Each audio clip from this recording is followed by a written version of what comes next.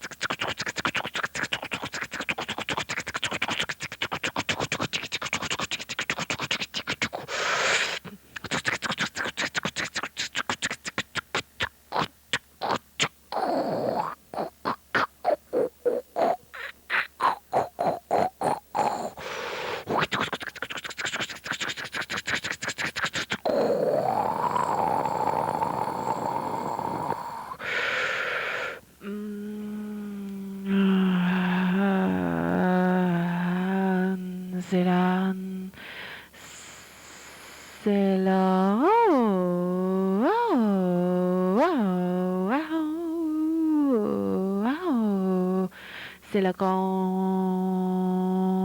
corre passa sana corriga feeling like energy.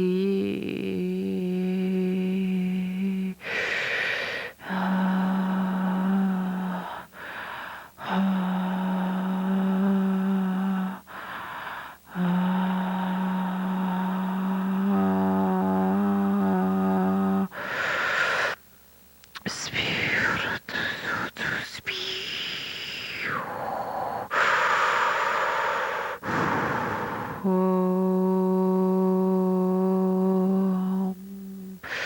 Ceylon, Ceylon, Ceylon,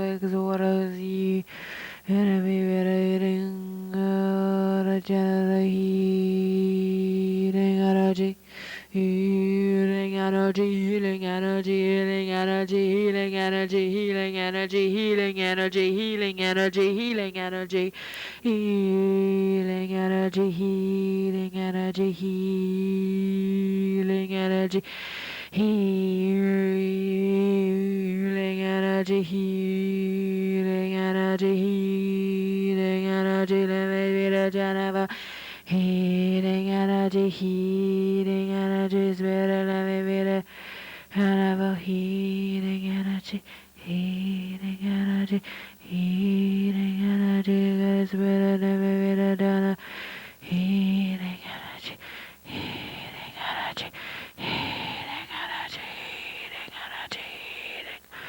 healing energy, spirit, great spirit, healing energy, great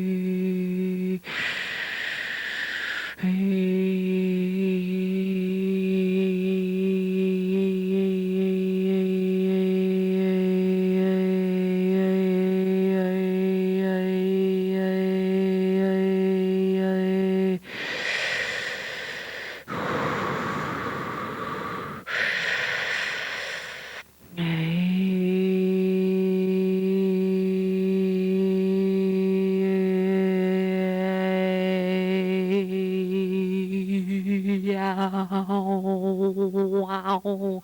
Wow. Wow.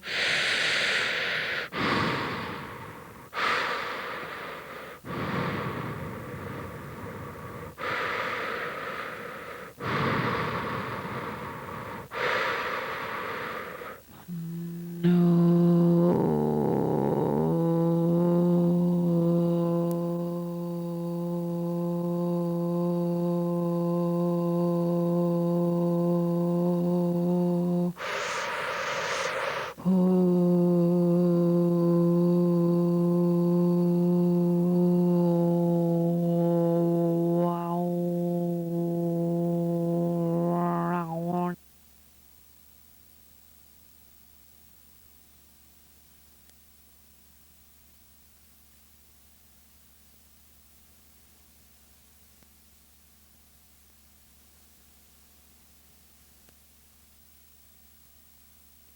4.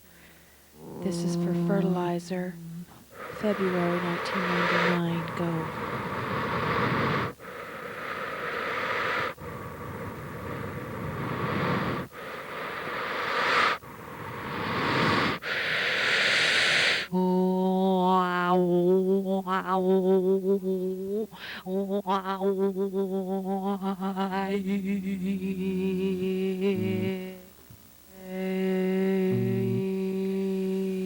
Okay, ready? We're gonna go now.